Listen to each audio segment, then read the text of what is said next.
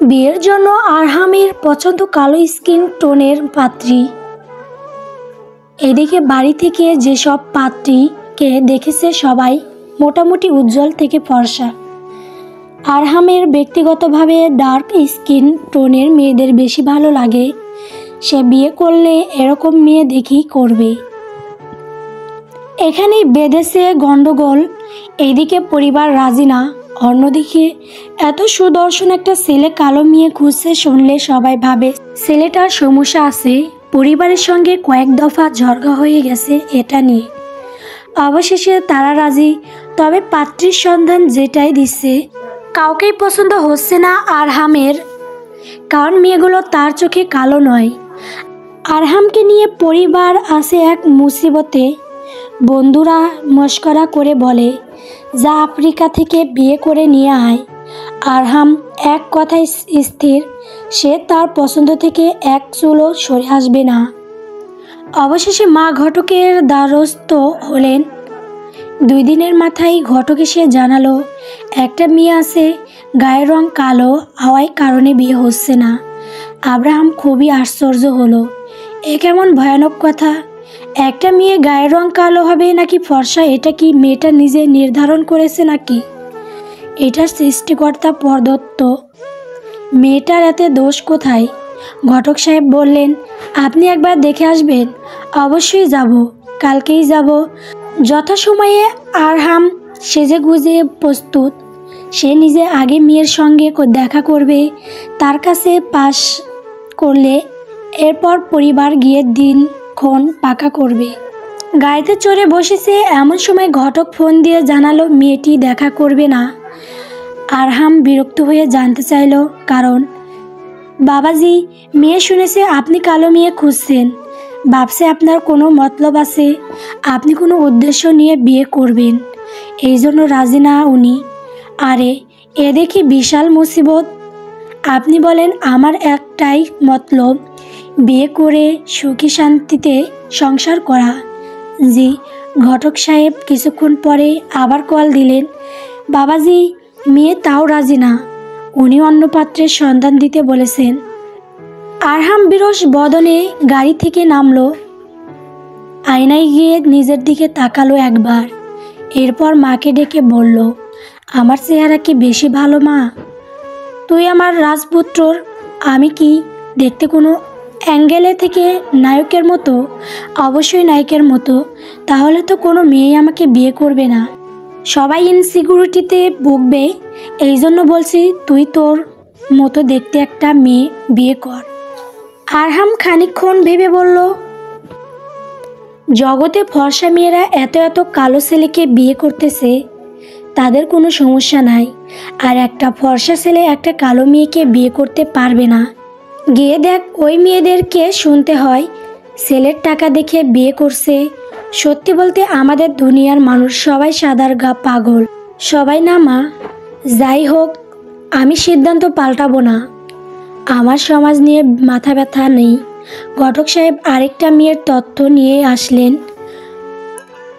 আরহাম মেয়েটার ছবি দেখতে চাইলে ঘটক যে ছবিটা দেখালো তাতে মেয়েটা যথেষ্ট ফর্সা দেখাচ্ছে, তবে মেয়েটার মাঝে অদ্ভুত এক মায়া।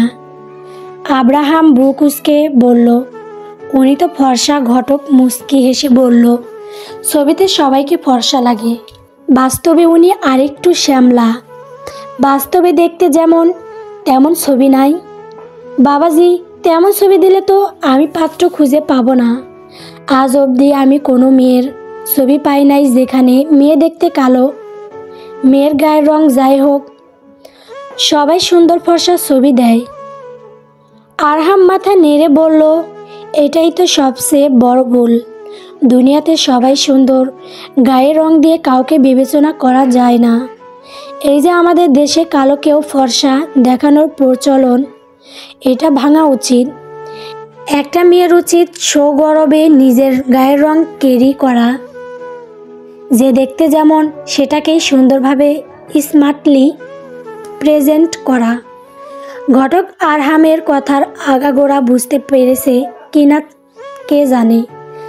গাড় দুলিয়ে চলে গেলেন। যাওয়ার আগে মেয়ের সঙ্গে সাক্ষাতের তারিখ ঠিক করে গেলেন। আরহাম বলল, সবাইকে নিয়ে যাব। মেয়ে যদি ডার্ক টোনের হয় ওনাকেই বিয়ে করব আমি। যথাদিনে সবাই মিলে পাত্রীকে দেখতে গেল। এই প্রথম কোনো মেয়েকে দেখে চমকে উঠল আরহাম। মেয়েটা খুব একটা সাজগোজ করেনি, চোখে কাজল আর সামান্য লিপ গোলস, অথচ কি যে অপূর্ণ সুন্দর লাগছে মেয়েটিকে, যেন কালো গায়ের রংটা ওর জন্যই মানানসই। আরহামের মনে হলো এতদিন ধরে সে এই মেয়েটাকেই খুঁজছে। খুশি মনে আরহাম নিজের মতামত জানালো। সবাই আলহামদুলিল্লাহ বললেন। পাত্রের বাবা জানতে চাইলেন মেয়ের সঙ্গে আরহাম কোনো কথা বলতে চায় কিনা। আরহাম খানিকক্ষণ ভেবে বলল, বলা যায়। তাদেরকে বারান্দায় পাঠানো হলো আলাপ করার জন্য।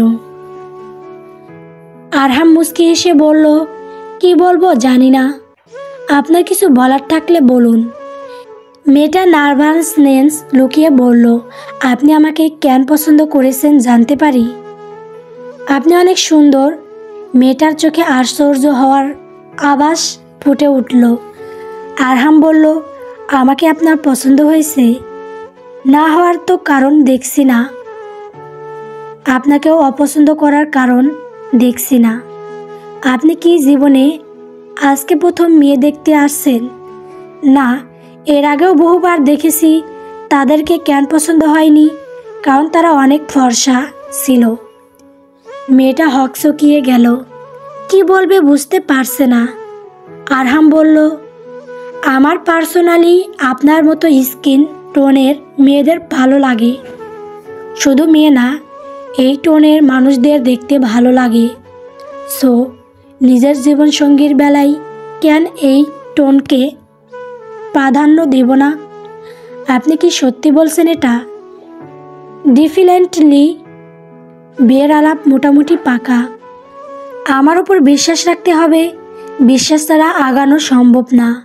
মেয়েটা অদ্ভুত চোখে তাকিয়ে রইল। তার চোখ দুটি সুন্দর। মুগ্ধ হয়ে গেল আরহাম। বেশিক্ষণ তাকিয়ে থাকতে পারল না। মেয়েটা বড্ড মিষ্টি করে কথা বলে। হাসলে অসম্ভব ভালো লাগবে। ইস, যদি হাসিটা দেখতে পারতাম। আফসোস রয়ে গেল মনে। মেয়েটার বাবা আরহামের হাত ধরে বলল, আপনাদের দাবি দেওয়া কেমন? আমি 10 লাখ রেডি করে রেখেছি। এতে কি হবে? আরহাম বুক উচকে বলল, কিসের জন্য দাবি দেওয়া? মানে আমার কাছে আপনাদের দাবি দেওয়া নেই। কেন থাকবে? আরহাম ওর ভাইয়ের দিকে তাকালো। ভাইয়ার সঙ্গে সঙ্গে মুচকি হেসে বলল, না আঙ্কেল, আমাদের কোনো দাবি নেই। আমরা একটা সম্পর্ক শুরু করতে যাচ্ছি। এখানে দাবি আসবে কেন বলুন? লোকটার চোখ দুটো ছলছল করে উঠল। পাশে দাঁড়ানো মেয়েটার ভাই বলে উঠল, কি যে বলবো ভাই, আমরা খুবই সারপ্রাইজ। আমাদের মেয়েটা তো একটু কালো, তাই আমরা কিছু টাকা আলাদা করে রেখেছিলাম যাতে ওর বিয়েতে দিতে পারি। প্রথমে ভেবেছিলাম আরহামের কোনো সমস্যা আছে, পরে সেই ভুল ভাঙল। সবই যেহেতু ঠিকঠাক, আমরা ভেবেছিলাম কালো মেয়ে খুঁজছেন, হয়তো যৌতুকের জন্য। আরহাম অবাক হয়ে সবার কথা শুনল। নিজের ব্যক্তিগত পছন্দের কারণে কত অদ্ভুত সব সমস্যার মুখোমুখি যে হতে হয়। এবারই সবাইকে ইমোশনাল হতে দেখে আরহামের খারাপ লাগছে। সে চেষ্টা করলো সবাইকে আশ্বস্ত করতে। তাদের মেয়েকে সে সর্বোচ্চ ভালো রাখতে চেষ্টা করবে। ফেরার সময় লাজ লজ্জা ভুলে আরহাম মেয়েটির ফোন নাম্বার চেয়ে নিল। একটা টেক্সট পাঠাতে হবে। কেন যেন মনে হচ্ছে সবার মতো মেয়েটিও অবাক হয়েছে। হয়তো ইনসিকিউর ফিল করছে, কিংবা সেও ভাবছে আরহামের কোনো মতলব আছে। আরহাম মেসেজ পাঠালো, আপনি কি ভেবেছিলেন আমার কোনো সমস্যা আছে বা আমার আগের কোনো বউ আছে? অনেকক্ষণ পর রিপ্লাই এলো, না, আমি আপনাকে শতভাগ বিশ্বাস করেছিলাম। বিশ্বাস না করলে কি সম্পর্ক গলা যায়? আরহাম মুচকি হাসল। তার মনে অনেক আনন্দ। বাড়ি ফিরতে ফিরতে সে বাইরের দিকে তাকিয়ে রইল।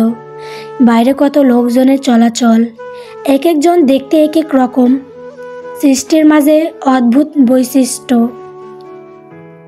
এই বৈচিত্র্যতা তার ভালো লাগে। তার চোখে জগতের প্রতিটা সৃষ্টি সুন্দর। সমাপ্ত। গল্প তোমার নামে নীলসে আশা।